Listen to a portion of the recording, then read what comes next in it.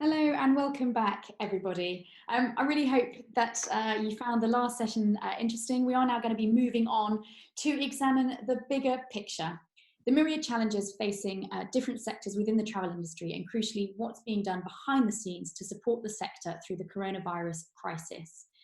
Before we begin, just to flag, we did have some issues with Dale Keller's video. A huge apologies for that. The sound is very clear, but the video is quite glitchy. So apologies for that, but hopefully you can hear it absolutely fine. So please welcome our panelists. Hello and welcome to our session examining the wider issues facing the travel industry as a whole.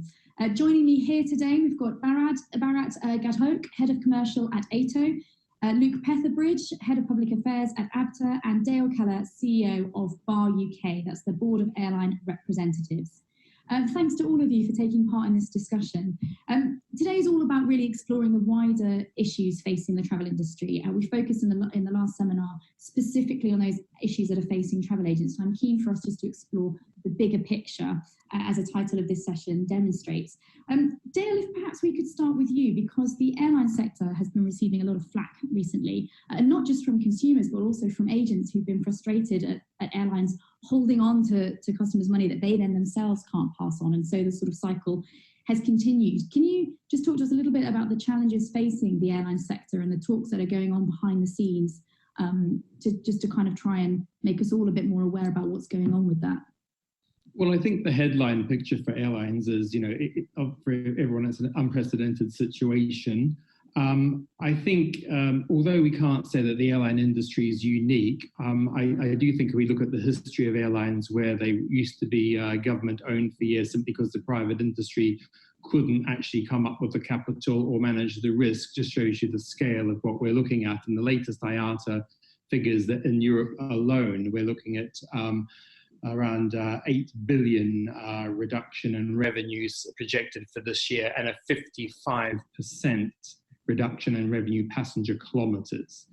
So the liquidity is the first and foremost issue that the airlines are having to deal with, because the money is not just not coming in, it's actually going out quicker than it's been coming in. And I think that all of us agree that there's an issue regarding the refunds and the use of credit vouchers. I think it's fair to say that the horse has already bolted. We've had 15 member states write to the European Commission to look at the EC 261 regulation. And it's not just an issue of liability, it's also an issue of what's feasible administratively and process-wise to manage those refund requests coming in for months of traveling. Now, ultimately, the EC 261 is currently 7 days. We already have a differential with the package travel regulation, which is 14 days. Mm-hmm. And as we know, Abta is already lobbying to have an increase in the 14 days. So we've got a massive mismatch going on there before we even start. So I think whether we like it or not, there's an issue. Only the European Commission can change the regulation, that governments can give better clarity and guidelines. And really, that's the best we can ask for from the UK government right now, pending any action at the EC. And, the industry needs the clarity, and the consumer also needs that clarity. So I think airlines are also frustrated. We understand that it's causing friction, but there has to be a pragmatic and workable and balanced solution to get through this truly extraordinary circumstance. Brilliant, thank you, Dave. And Bharat, this issue of refunds is dominating the travel agenda at the moment. What's Aito's position on it, and what's the advice that you're giving to your members? Our membership is a lot of small specialist businesses who are quite close to their clients anyway. Aito has not adopted a position, if you like.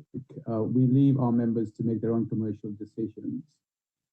There is an issue with refunds. Yes, we acknowledge that. There are mechanisms that have been looked at. There are deferrals going on, and there's a mixed message or a mixed response and a mixed result depending on the members' businesses. Some of them have successfully rebooked all their passengers. Others are still waiting on refunds. And like Dale said earlier, liquidity is the issue. I think there needs to be an understanding that no one is saying you're not going to get your money back. We're just saying we need that some of the companies, both in and out of Aito, need time to get that back to you, because the volume, the whole mechanism has never experienced this shock before. Yeah. And that understanding is what's being sought from the consumers. And we need everybody in the media to support that, because otherwise it will be the loss of some very, very good businesses in the UK. You know, I don't think anybody wants that. No.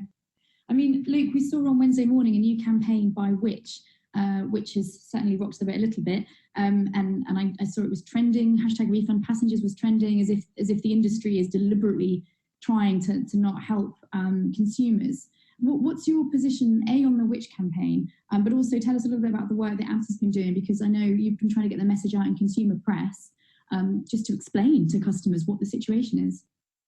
Yeah, I think the Which campaign, firstly, the tone of some of what they're doing, and certainly the online campaign, the lack of nuance in it is very disappointing, to be honest, because actually if you look at the asks of what they're asking for, in some areas it's not that far off what we're saying, to be honest. They are acknowledging that there is a problem with refunds in the timeframes that are in the legislation, and saying that the government should do something about that. Well, we agree. We don't agree with their 1 month window, which, I mean, particularly as we remain in lockdown and remain with the FCA travel advice, I think would do little, frankly, to ease the burden on anybody at this time. But, you know, essentially we agree on the point that the window is impossible as it is and needs to be moved. And then the second ask that they are, you know, supporting really of the travel industries is around the need for the CAA and the DFT to acknowledge their liability behind the ATOL scheme. That is going to be really important for consumer confidence and for the message that travel agents and tour operators give to consumers about, you know, their money being protected, and as Bharat said, you know, essentially that they will eventually get their refund. And absolutely nobody is trying to deny that right to refund. It is just about doing that as soon as it is possible, as opposed to sticking to arbitrary timeframes that weren't designed for this level of crisis and frankly will force insolvencies across the travel industry and people to lose their jobs if companies are, you know, made to stick to those by the credit cards and chargeback mechanisms. So, I mean, more generally what we've done, obviously the refund credit note I think is pretty well known now. The critical part of that is that the customer will retain consumer protection. We need, as I said, the CAA to confirm that that is the position, but we're confident that that is what the Air Travel Trust Fund rules say. And the package travel regulations is the other vital part of that puzzle. So those are the two elements that we need very urgently from government. And of course, that is because of the chargebacks issue and because of Section 75 rules. What is the government saying? I mean, I know there was a hope that when it reconvened on Tuesday, that perhaps we might finally see some movement on this. Have you had any kind of dialogue with ministers that are suggesting it's now coming? And also, what is the CAA saying? You know, we're not getting much from them either. No, I think the CAA are in a bit of a delicate position. We have to realise that they need the guarantee from the government before they come out and say publicly that they do stand behind the ATOL scheme. You know, privately, I think they are encouraging that our reading of the regulations is correct, but we have to recognise, in a little bit of a difficult situation. Ministers, we are having almost daily dialogue with officials and ministers right now across both Department for Business and the Department for Transport, which are the two departments where obviously we're seeking the changes. And I think on the first one, the CAA issue, real progress has been made. It is now sitting with the Treasury, who obviously have to underwrite that £4 billion liability, and we're hopeful that something may happen on that.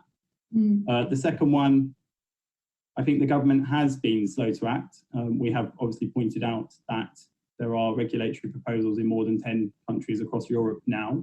So the idea that you can't change it because it's European law is clearly nonsense, and the government should abandon that position. I think, to be honest, to give them some credit, they have to a degree. I think there is the consumer detriment is the blocker and the problem we're having. But the tough message that we're trying to deliver to government is what we are offering through the refund credit note is a middle path through. We are not agreeing with those who are saying don't refund. We are not agreeing with those, well, we cannot agree with those who say you need to refund immediately because it's not a practical position. This is a middle route through. And we just need to get the government on side with that message now. And I think progress is being made. I mean, we know certainly from Safe Future Travel, more than 25,000 emails now. The industry has done a fantastic job at lobbying members of parliament. We know it is a very live issue across all of the major political parties. So we just have to keep pressing on with all the evidence and the information that we can. And crucially, we know that MPs are sympathetic to it because, we've got so many signatories. So are there any plans for them to stand up in Parliament and raise questions? Yes, we're speaking to a number of members of Parliament that are offering to place written questions and ask questions in Parliament through the virtual sessions that are going on. So hopefully we will see some of that coming through this week. But it's behind the scenes, the work. It is a political decision that's with ministers. Ministers are very aware of all of the arguments. They just need the confidence to make the call. And I think it is actually not unhelpful that the likes of which are beginning to acknowledge that the industry isn't trying to rip consumers off. We just need time to do this. And we just need funds to support the sector. And obviously on the weekend, we heard about this 4 billion money that seems to be coming from some magic monetary, as we talked about. In terms of any more movement on that, I mean, Dale, the aviation sector is crying out for funds as well. I don't know if there needs to be more of a cohesive approach between airlines and the other remnants of the industry as well to kind of argue this together. But where is this money coming from? Are we going to see this 4 billion fund? And is it something that we think the travel industry is going to have to pay back? Or have you guys heard any more news on this, Dale or Luke, from the government? Well, I think from the airline point of view, we're looking at UK airlines in relation to those government measures that go beyond what they've already done with the furlough scheme.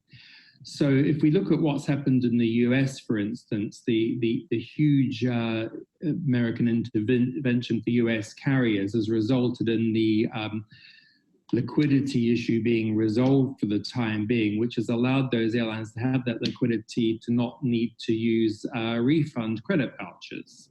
So you can see the whole thing is linked. Now in the UK, we haven't got that situation yet. I think there's a big difference between those who describe this as a bailout, or if you describe it as loans on a commercial basis that the government is providing or underwriting.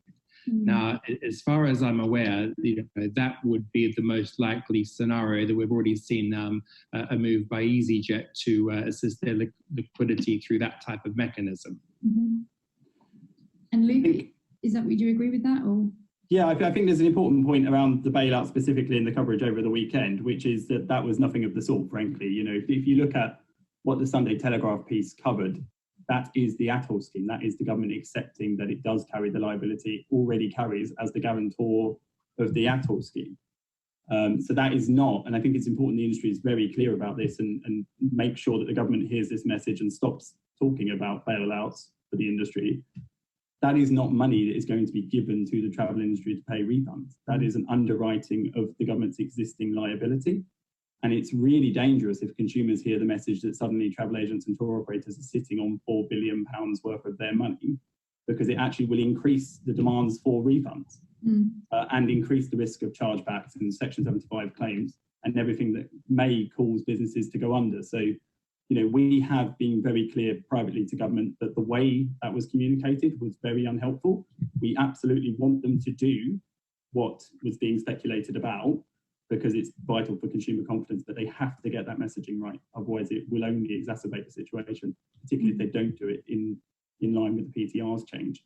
And we've already been seeing that on Twitter, over the weekend, since as soon as that report in the Sunday Telegraph came out, it looked like consumers were using it as an excuse to therefore target travel companies and demand their money back. But like you say, it can be a dangerous message. I agree with Luke. I think there needs to be, the government does need to understand and use the correct language here. I think within governments, they themselves are not too clear where that 4 billion figure has come from or what it alludes. So clarity is needed from government on a lot of things. I think you can summarize it in that really. And we're just waiting on that to happen. Yeah. And I'd like to look ahead as well, because we are going to get out of this awful crisis. And I think it's important to recognise that the challenges, but also to address them when we do.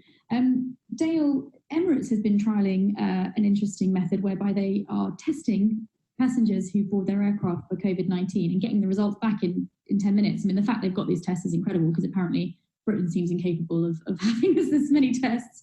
But do you think this is something that we're going to see other airlines adopting? And could this perhaps set a trend for other aspects of the travel industry?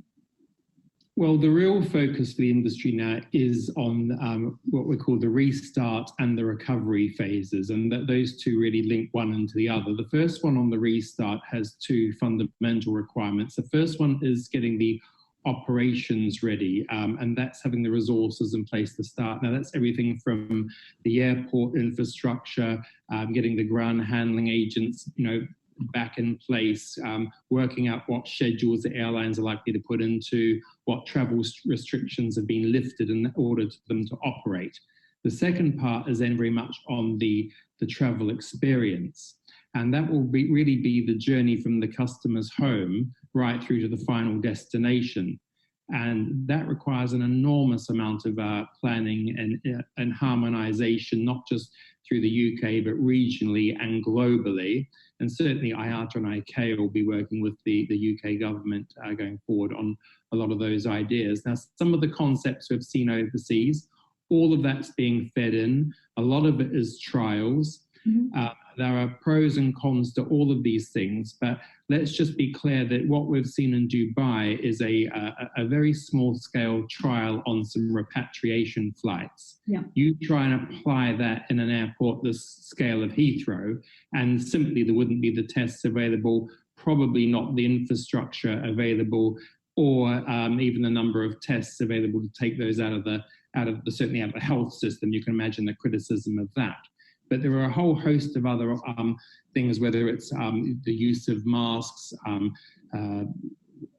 the displacement of the passengers within the terminals and the aircraft. All of these things have consequences that has to be worked through. But trust me, this is the number one priority right now. So it's already being worked on. It's already being looked at in terms of whether, even things like, I know there's been discussions about leaving the middle seat free, for example.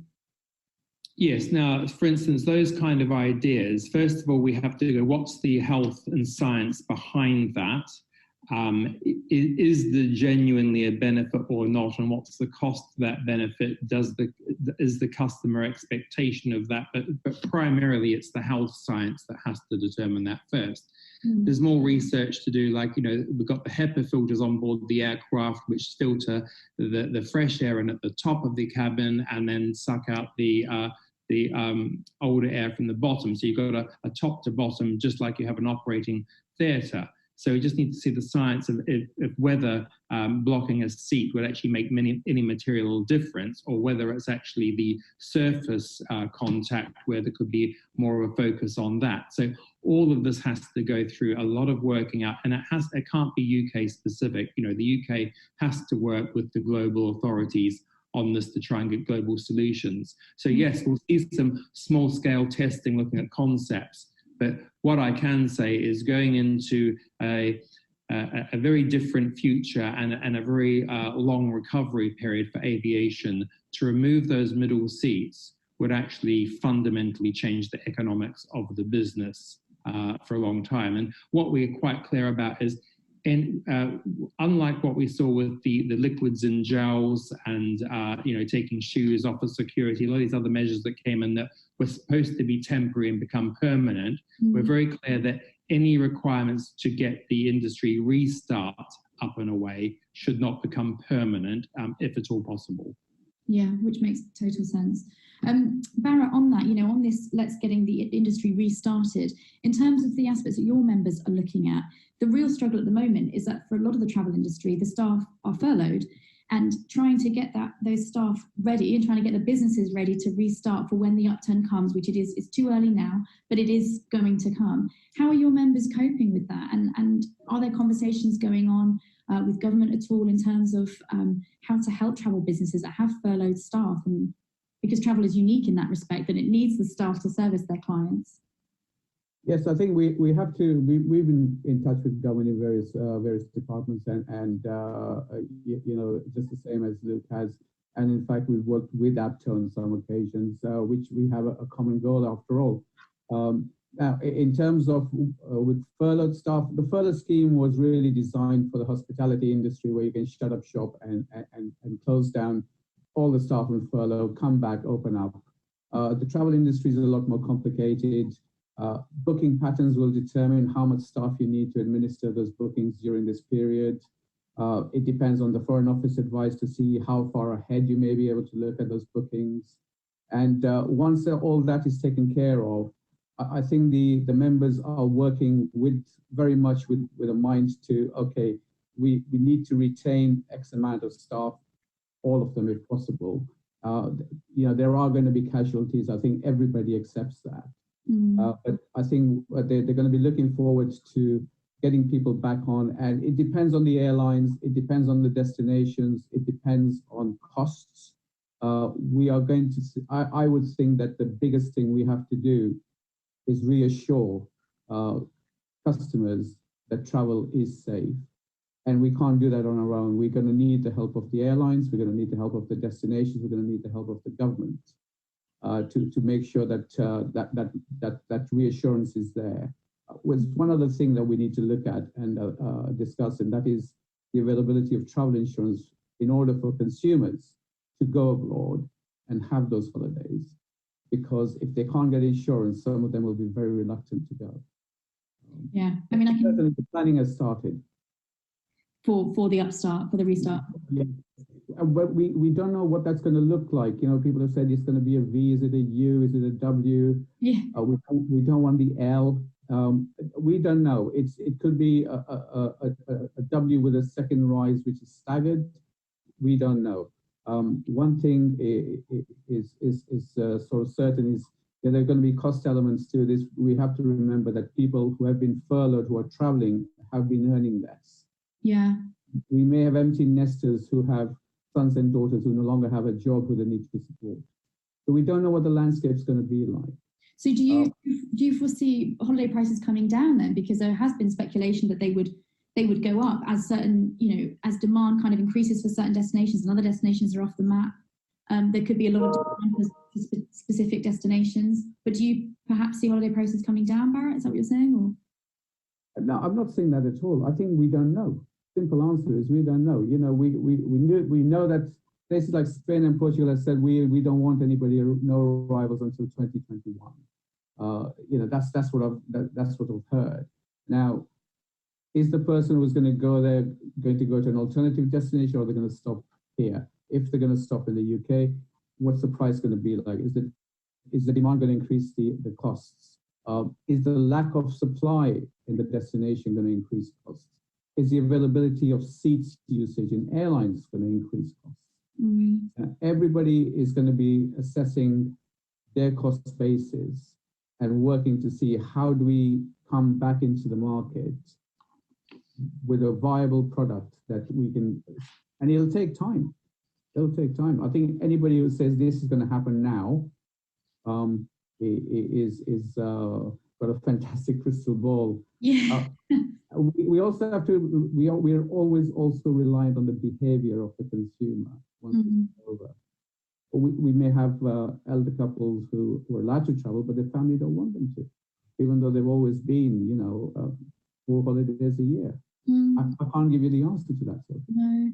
And on that point, obviously, when the government first issued the lockdown and issued its travel restrictions, it specifically came out and advised against 70-year-olds, for example, and over with health conditions from cruising. Luke, are conversations still going on with government in terms of the travel advice that they are likely to be putting out and when they're likely to lift it? I know that might be to come, but are conversations constantly going on between Abta and the FCO, for instance, on that? Yeah. I mean, we've always worked very closely with the FCO, so we're in almost constant dialogue for our destinations team with the FCO and the destination markets themselves. When is the travel advice going to be lifted? Nobody knows.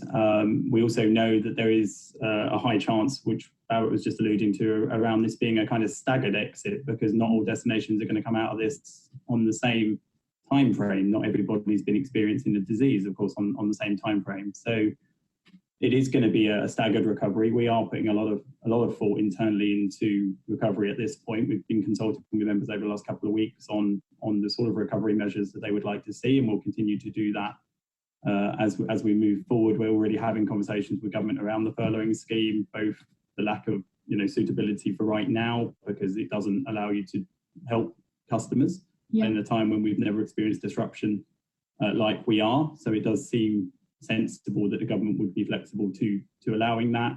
But also, going forward, there may be some need for certain sectors, including travel, to have some kind of continued salary support if the government does want to avoid job losses in the longer run. So we are looking at a host of recovery measures. But our conversations with the FCO is an ongoing part of what Abta does. We don't lobby specifically around travel advice because we think that's inappropriate, but we do have conversations and we do provide feedback when they do things that are unhelpful for the industry. So, for example, the use of the phrase indefinite in the last update of travel advice was, I think we can all agree, unhelpful. It certainly increased the number of inquiries around cancellations far into the future, with customers not understanding what that might mean. Now, the FCO would say that none of their travel advice is ordinarily time linked, so it doesn't usually have a clear expiry date. But could they have said at this time rather than indefinitely? I think absolutely, and I think they do understand that, again, it's a government communications problem. And they understand that they didn't get that right, I think. And obviously statements like Grant Shapps last week suggesting he would be booking his summer holiday right now is not exactly helpful either. No, and I'm aware, I think probably everybody on this call has made that point to the Department for Transport fairly strongly when that point was made. Luke, just coming back to your point about the furlough conversations that you're having with the government and the fact that we may at some point see a possible salaried support scheme, is that so the government is listening and taking that quite seriously, and is that something that we may well see, or is it just sort of hope at the moment? I mean, they're listening, but to be honest, at this point, I think the government is fighting the current fire. And would I say that there are clear plans? No. I mean, if you look at, there's not a clear exit plan at this stage from lockdown. So I think the idea that there are clear plans of how they support individual businesses and sectors of the economy in the next phase probably isn't quite where they're at yet. But it's important that we as an industry are putting forward our thoughts, our ideas as strongly as we can, and that's the part that we're playing at the moment, is making sure that when they come to that stage, they are very aware of what travel needs.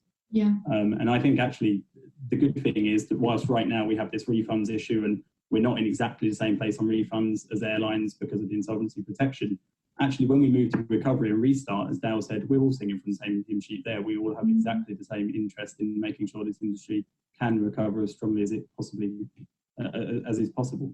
So could we be seeing a cross-sector campaign ready for when the restart comes, with all three of you signing up to support that? I'm open to it. Right now, hey. I think in terms of gaining consumer confidence, that is absolutely essential. There's different parts of the industry, but we are one industry, and I think we must remember that more than ever at this time going forward. I think that the consumers have to believe in the measures that are being put in place. They have to understand the rationale behind them, and they have to feel safe and confident that they can travel again. Otherwise, everything we do will actually be worth nothing. So that's the number one focus right now. I think how it's going to impact different markets going forward could be interesting. I mean, the information out of IATA is domestic markets are likely to pick up soonest. Now, if you take the big ones like USA, India, China, and Russia, then of course they have those huge markets, so their airlines could fundamentally get up and running quicker. In Europe and the UK, we don't have those markets, so it's very important that at least that across Europe, as our intra-Europe markets, our volume market, we get that working right. Other long haul, going through different phases of the coronavirus, could take longer for those government restrictions to be lifted at the other end. So what we might see is that business traffic usually is a very good indicator of the underlying economics of the country. So if we're in a recessionary period, then business traffic will be down regardless. VFR market might actually pick up quite strongly, because we might see that people who have not seen their families and friends for some time, that might be quite a big driver to travel once more. Leisure could be things like, if we have social distancing still in place for travel, will the consumer feel safer in a small, quieter destination or resort scenario than in the middle of a large major city? So all of these things are going to really affect business models, and all of us, and we're going to have to be nimble and quick to adapt to a consumer sentiment and decision-making process that none of us are quite sure how that will pan out at this time. Yeah. I am conscious of time, so we are going to have to wrap up there. But I think just the last point you made there, Dale, about this being one travel industry is really pertinent, actually. And it's something that TTG Media has been championing as well with our hashtag One Travel Industry hashtag. So it'd be nice to see a campaign with everyone united as we get ready to come up with for the upstart, the restart. Thank you very much, all of you. We are now going to move to a live Q&A, but thank you very much for your time. Hi, welcome back, everyone. I hope you enjoyed that presentation, the panel discussion.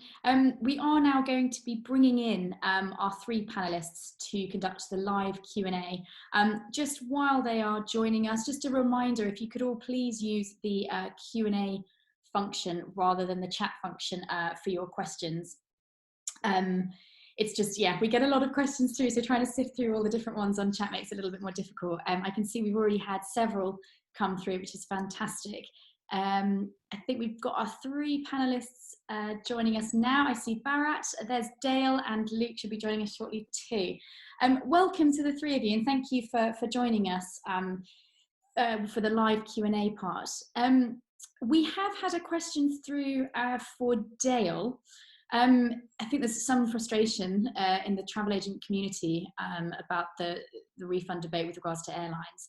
Richard Dixon is asking if you're able to just share a bit more insight into why some airlines are refunding direct clients whilst not offering the same option for clients who booked via the travel trade. I appreciate that's quite a specific question, but if you're just able to share the discussions that have kind of gone on around the refund issue. I know we touched on it in the panel. If you could elaborate a bit more. As a trade engagement body, ultimately the law is the law. We've given advice to our members. We've had discussions with the DFT and the CAA, and of course with the IATA team in Brussels. So all of this is in place, but ultimately the situation, officially is what it is, and we don't give legal advice to our members. Now, in terms of different commercial policy by individual airlines right now, we can only advise that, but they will make their own decisions based on their current liquidity and situation. I think we're seeing that. So, I think it's been duly noted, and all I can encourage is for the trade to keep those conversations with their airline partners going on that basis. But we're not in a position where I can have or enforce anything with an individual airline.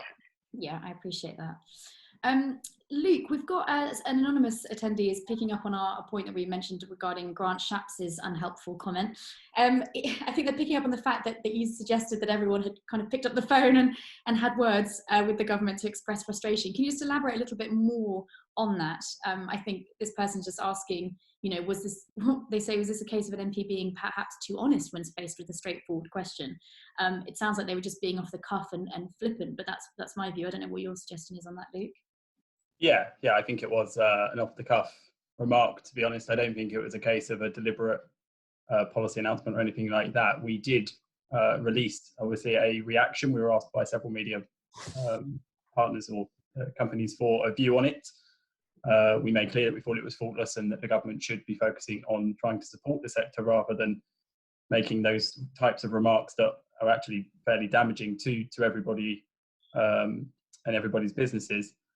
But yeah, I don't think it's an official government sort of nod to what they're thinking about unlocking or anything like that. I mean, if you look at later in the day, yes, the Downing Street briefing, they kind of repeated lines around not knowing when the FCO travel advice would be lifted, but by later in the day at the evening briefing with Alex Sharma, he was very clear not to respond to that point when tackled by ITV directly on it. So I think it was a slip rather than a deliberate announcement.